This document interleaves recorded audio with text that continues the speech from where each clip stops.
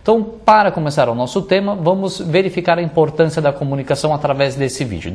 Então vamos lá, primeiro um conceito do que é comunicação de marketing. É um meio pelo qual as empresas buscam informar, persuadir e lembrar os seus consumidores de forma direta, pelo método pessoal, ou indiretamente, pelo método impessoal, sobre os produtos e marcas que eles comercializam. Ou seja, vou falar para os meus clientes quais são os meus produtos, os meus serviços, seja ele diretamente falando para um ou falando de uma forma mais coletiva, com o objetivo de fazer o quê? Que as pessoas comprem os meus produtos. Essa é a ideia da comunicação de marketing. Legal, já que eu já sei as comunicações, que tipo de comunicação eu tenho que... Já sei o que é a comunicação, que tipo de comunicação eu devo fazer e quais são os níveis dela. Então vamos lá. Primeiro nível, nós temos a comunicação de massa, que é aquela que não é segmentada, ou seja, eu falo para todo mundo.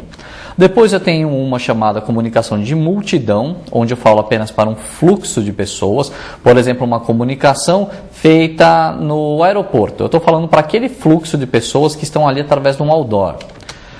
Para o público, então a comunicação focada em público é aquela que eu segmento, então eu vou falar para mulheres ou para homens. Grupo, específica e dirigida. Eu vou falar, por exemplo, para mulheres que têm problemas para, sei lá, engravidar. Então, é uma comunicação dirigida para esse público. E o indivíduo, personalizada. Eu vou falar naquele marketing 1 a 1, onde eu mando aquela mala direta para casa do meu cliente e aí tem o nome dele. Fala, fulano, você recebeu agora um crédito de 5 mil, 10 mil, 50 mil reais para gastar. É uma comunicação que eu faço para um monte de gente, mas quando eu coloco um nome, eu personalizo, ele fica como personalizado, customizado. Você que está recebendo, quando recebe aquela mala direta com o seu nome, você fala, poxa, ele fez só para mim isso? Não, ele fez para todo mundo, o que ele muda é o seu nome e a quantidade de dinheiro que ele está lhe oferecendo de empréstimo. Essa é uma forma de exemplificar a comunicação personalizada. Legal? Bom, já que entendemos o que é a comunicação de marketing, que é aquela parte de informar para tentar vender, qual é a diferença da comunicação de marketing para a comunicação integrada? Vamos lá, vamos entender aqui o conceito. O objetivo é gerar consistência na campanha de marketing, com chance de atingir os clientes certos no momento e local certos, com a mensagem certa em um processo de comunicação eficiente. O que eu quero dizer com isso?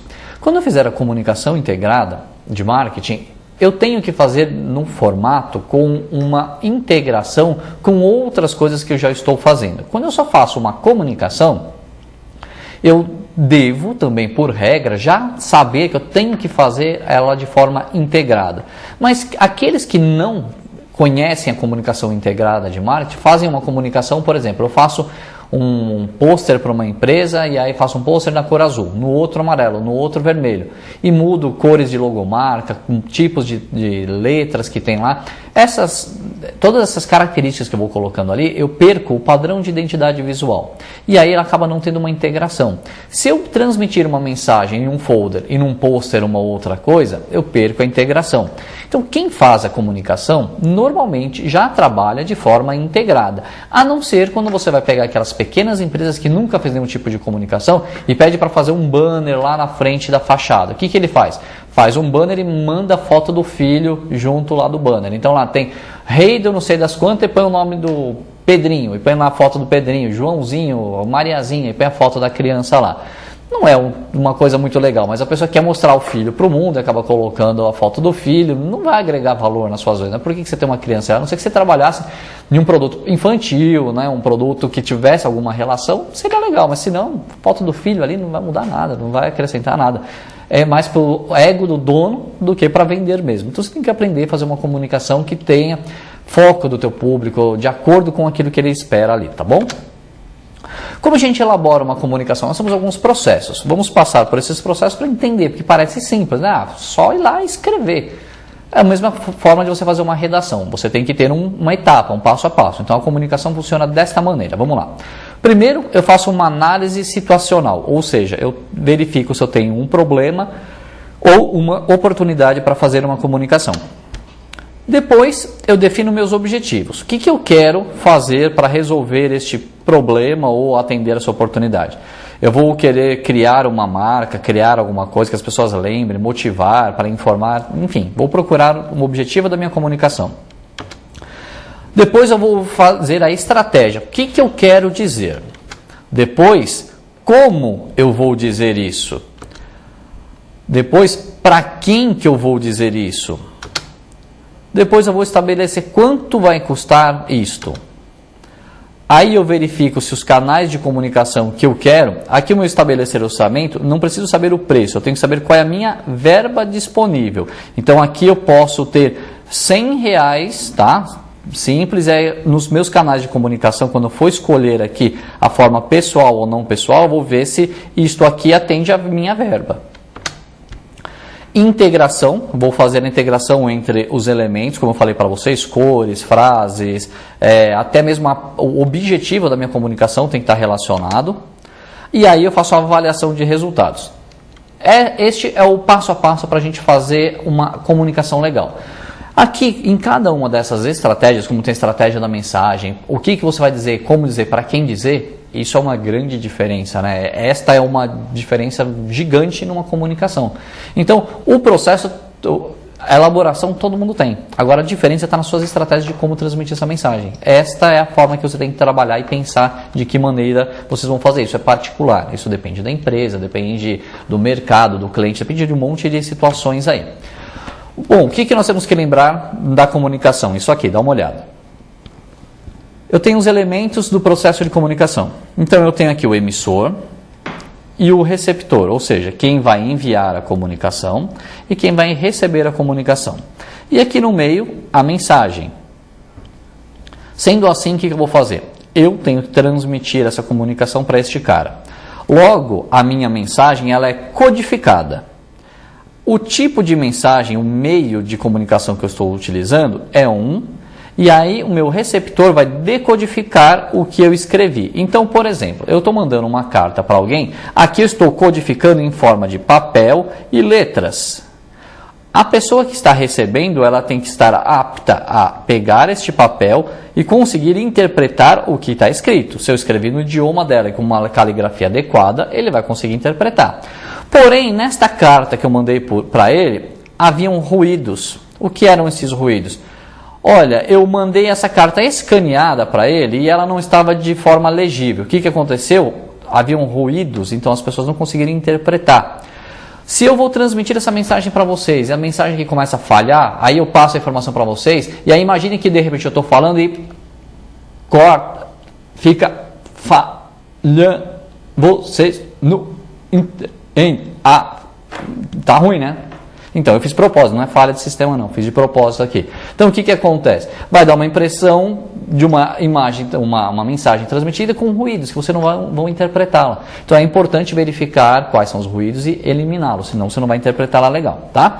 E aí, o meu receptor vai dar uma resposta sobre esse produto. Puxa, é legal, é bom, é ruim. Esta resposta é conhecida como feedback, que aí ele vai dar um retorno ao meu emissor.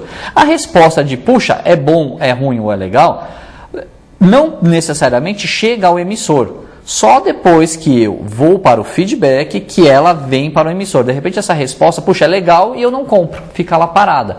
Então, por isso eu passo de resposta, que quando eu chego ao feedback eu tomo uma ação, tá legal? Bom, por que é importante falar da comunicação? Qual é a lógica disso no nosso trabalho, o nosso conceito aí, já que vocês serão administradores e não comunicólogos ou publicitários? Vamos lá.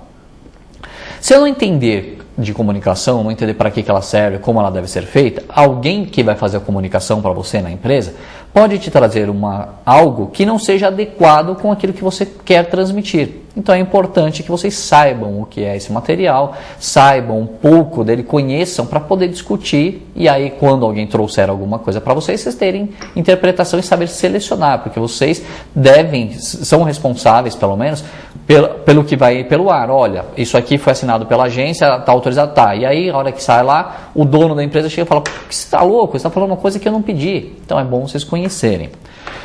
No processo de comunicação, vocês devem ter percebido que todo dia a gente tem comunicação para tudo quanto é lado. Toda hora, em todo local que a gente vai, a gente tem informações para todo canto. Para vocês terem uma ideia das comunicações, olha como funciona.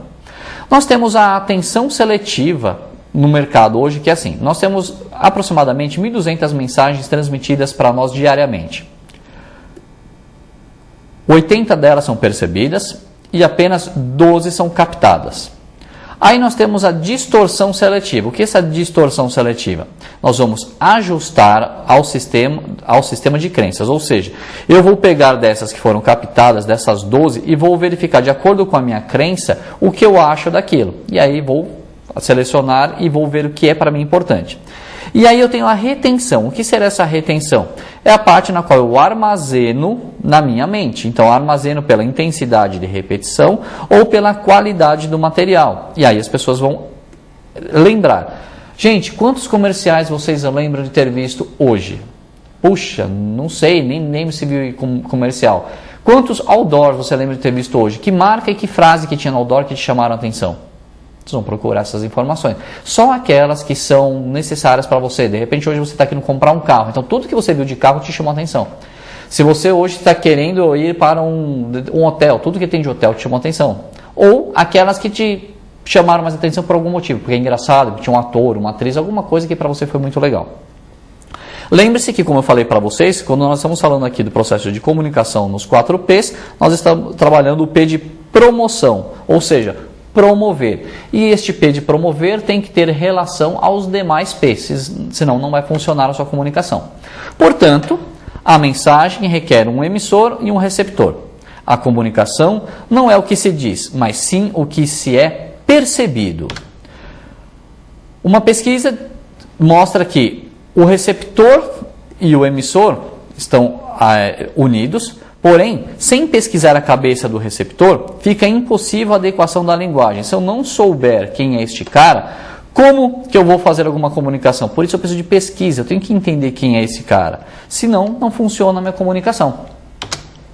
Vamos dar uma olhada num vídeo sobre carro para vocês entenderem um pouco mais de comunicação e para vocês verem que não precisa de muitas ou poucas palavras para transmitir uma boa comunicação. Dá uma olhada aí.